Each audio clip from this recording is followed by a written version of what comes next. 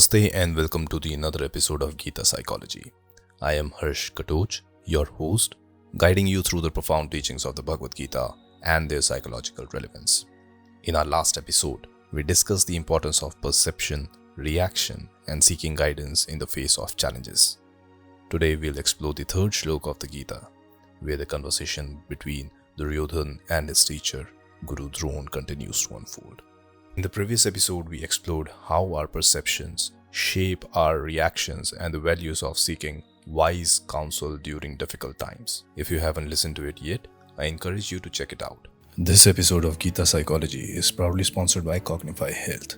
If you are seeking support for your mental well-being, whether it's counseling, therapy, or simply someone to talk to, Cognifi Health offers professional mental health services tailored to your needs. Visit Cognifi Health to learn more and connect with a qualified professional today. You can visit cognify.io. You can also find the link in the description. Let's move on to the third Shlok of the Bhagavad Gita.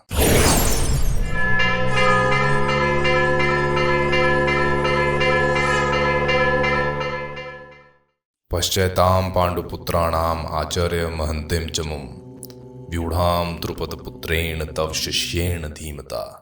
Behold, O teacher, this mighty army of the sons of Pandu, arranged by the son of Drupada, your wise disciple. In this Shlok, Duryodhana points out to his teacher, Guru Drona, the impressive military formation of the Pandava army, orchestrated by Guru Drona's own disciple, Dhrishtadyumna, the son of Drupada. This statement is layered with subtle psychological elements, including pride, rivalry, and the complexities of relationships. Now we will understand the psychological concepts and their applications. The first concept that we need to understand is pride and ego. Duryodhana's words reflect a mix of pride in his own army and hint of insecurity.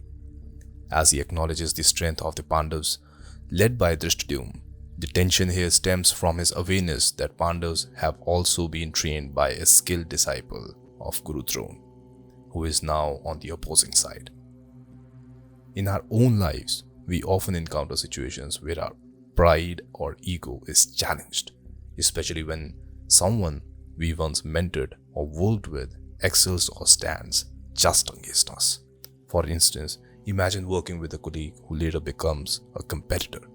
The sense of rivalry can evoke complex emotions, from pride in their success to insecurity about our own standing. Recognizing these emotions can help us manage them better, allowing us to respond with grace rather than defensiveness. The another concept that we should understand is the concept of complexities of relationship. Duryodhana's reference to Dhrishtadyumna as Guru Drona's disciple underscores the intricate nature of the relationships, especially when loyalties are divided. This complexity is highlighted in the situation where personal and professional boundaries blur. Think about a scenario where you have to compete with a close friend or a family member in a professional setting. The emotional complexity in such situations can strain relationships. To navigate this, it's important to communicate openly, set clear boundaries, and maintain respect for the other person's achievement, even if they are on the opposing side. The another concept that we should understand is facing competence and rivalry. Duryodhana's recognition of the Pandava army's competence, especially under the leadership of a skilled warrior like Dhrishtadyumna, reveals the psychological challenges of facing a worthy rival. In any competitive environment, be it sports, business, or academia, facing a strong competitor can trigger self-doubt or push us to perform better. For example, if you are an entrepreneur, acknowledging the strengths of our competitors can be a catalyst for improving our own strategies rather than being consumed by envy or fear. This Shlok teaches us to respect our rivals and use their competence as motivation to elevate our own efforts. Now we will reflect and do some practice. Reflect on a time when you felt challenged by someone you once mentored or worked closely with. How did you handle that situation? Did pride or ego influence your actions? Consider how you can manage these emotions more constructively in the future. Next time you find yourself in a competitive situation, take a moment to acknowledge the strengths of your rival. Instead of letting insecurity take over, use this recognition to fuel your own growth and improvement. Focus on your own progress rather than comparing yourself to others. If you are navigating a complex relationship, especially one where personal and professional lines blur, practice clear communication and set healthy boundaries. This can help preserve the relationship while allowing both parties to thrive in their respective roles. In today's episode, we explored the third Shlok of the Bhagavad Gita, delving into the themes of pride, the complexities of relationships, and the challenges of facing worthy rivals.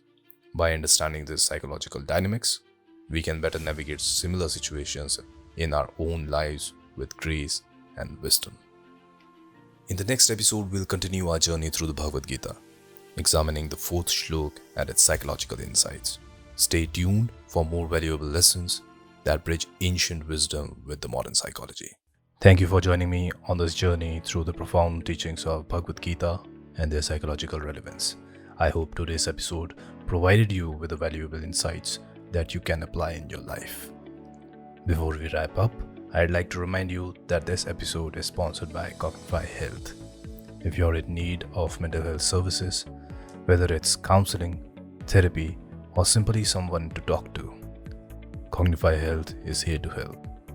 Their team of professionals is dedicated to supporting your mental well-being and emotional well-being. Visit Cognitify Health to learn more and to connect with the support you need. You can find the links to Cognitify Health and our social media platforms in the description. If you enjoyed this episode, please consider subscribing to the podcast, leaving a review, and sharing it with others who might benefit from these teachings. Your feedback is invaluable in helping us grow and bring more meaningful content to you.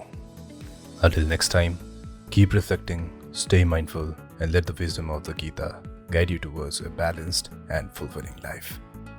Namaste.